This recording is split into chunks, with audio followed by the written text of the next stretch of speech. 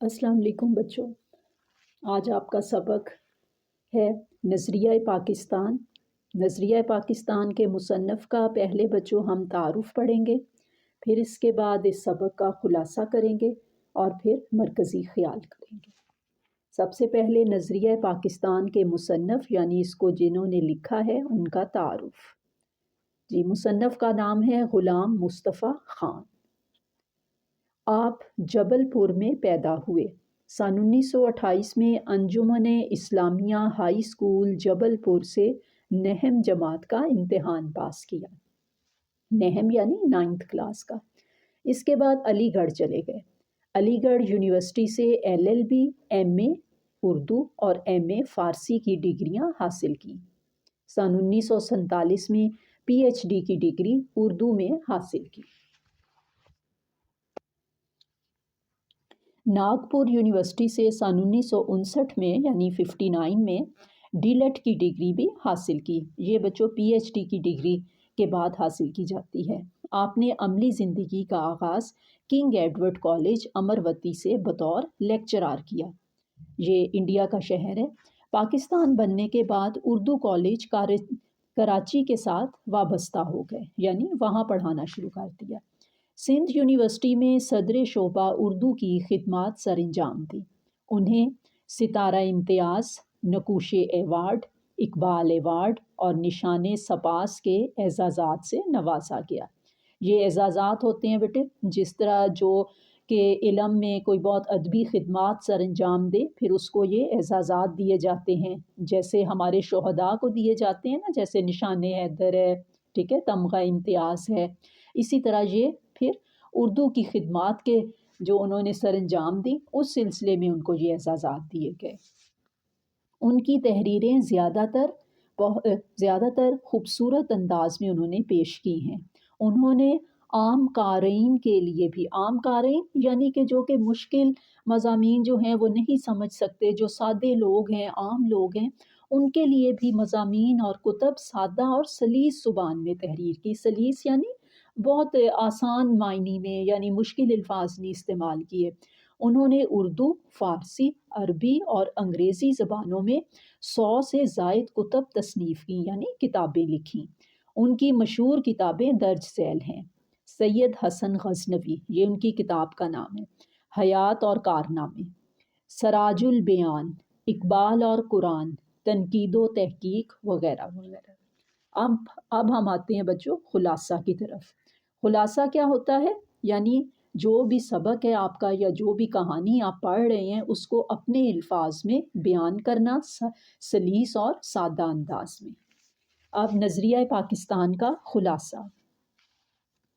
مسلمانوں نے ہمیشہ رواداری کو اپنا شیوا بنایا۔ شیوا یعنی اپنا دستور بنایا، اپنا روزمرہ بنایا۔ جب کفر و الحاد نے غلبہ حاصل کرنا چاہا، کفر و الحاد یعنی کفار نے یا مشرکوں نے یا پھر جو مسلمان نہیں تھے، سادے الفاظ میں آپ یہ کہہ لیں کہ جو مسلمان نہیں تھے وہ لوگ، انہوں نے غلبہ حاصل کرنا چاہا تو مسلمان اس کے مقابل ڈٹ کر کھڑے ہو گئے۔ مقابل یعنی مقابلے میں، ڈٹ کر کھڑے ہو گئے یعنی ایک سیسا پلائی ہوئی دیوار بن گئے، یعنی مقابلے کے لیے تیار ہو گئے۔ بادشاہ اکبر کی بیجا رواداری اور ملکی سیاست میں ہندوؤں کے عمل دخل نے مسلمانوں کی عملی زندگی کو بھی متاثر کر کے رکھ دیا۔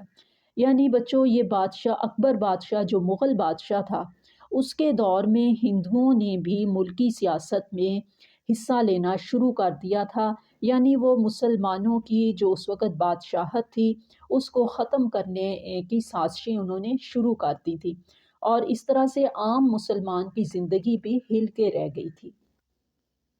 چنانچہ اکبر بادشاہ کے آخری دور میں اسلام کی سربلندی کے لیے حضرت مجدد الافسانی، یہ ہمارے معروف و مشہور بزرگ ہیں جنہوں نے اسلام کو بہت پھیلایا، حضرت مجدد الافسانی رحمۃ اللہ علیہ میدان عمل میں آئے۔ آپ رحمۃ اللہ علیہ نے بادشاہ جہانگیر کے زمانے میں دین کی خاطر قید و بند کی سختیاں برداشت کی۔ قید و بند یعنی ان کو قید میں بھی رکھا گیا۔ اسلامی قدروں کو نئے سرے سے فروغ دیا۔ اسلامی قدروں کا مطلب ہے جو اسلامی روایات تھیں، رسم و رواج تھے، ان کو دوبارہ سے، جو کہ کہیں کھو گئے تھے مسلمانوں سے، وہ دوبارہ سے ان کو ترقی دینی شروع کی۔ ان کے اثر سے شاہ جہاں اور اس کے بعد اس کا بیٹا اورنگ زیب دین کا خادم بنا۔ یہ تھی ان کی خدمات حضرت مجدد علیہ الثانی کی۔ مغل حکمرانوں کا زوال شروع ہوا، انگریزوں نے اپنے قدم جمائے۔ بچوں اب پھر آہستہ آہستہ جو مغلیہ سلطنت تھی کمزور پڑتی گئی، انگریز غلبہ پاتے گئے اور ملک میں انتشار پھیل گیا، یعنی افراتفری، لڑائی جنگ شروع ہو گئی۔ دوسری طرف دین اسلام کی سربلندی کی کوششیں بھی جاری تھیں۔ چنانچہ میسور کے سلطان حیدر علی اور اس کے بیٹے ٹیپو سلطان نے ہندوؤں اور انگریزوں کا مقابلہ کیا۔ اور اس وقت کون لوگ مقابلے میں آئے، یہ آپ نے ہسٹری میں، تاریخ میں پڑھا بھی ہوگا۔ میسور کے سلطان حیدر علی کا نام اور ٹیپو سلطان کا نام ہماری تاریخ میں بڑے روشن حروف میں لکھا گیا ہے، کیونکہ انہوں نے ہندوؤں اور انگریزوں کا ڈٹ کے مقابلہ کیا اسلام کی خاطر۔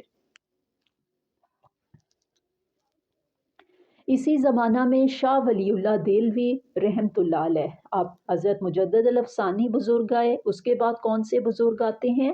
ہمارے حضرت شاہ ولی اللہ، اور ان کے صاحبزادوں نے مسلمانوں کی اخلاقی اور معاشرتی برائیوں کو دور کرنے کی تحریک شروع کی۔ پھر ان کے پوتے شاہ اسماعیل دہلوی رحمۃ اللہ علیہ اپنے پیر و مرشد سید احمد بریلوی رحمۃ اللہ علیہ کے ساتھ مل کر اسلامی اصولوں کو دوبارہ رائج کرنے اور ملک کو غلامی سے آزاد کرنے کی کوشش میں سن 1831 میں بالا کوٹ کے مقام پر شہید ہوئے۔ یعنی یہ جو بزرگ ہستیاں تھیں، یہ دین اسلام کی سربلندی کے لیے شہید ہو گئی انگریزوں اور ہندوؤں کے ہاتھوں۔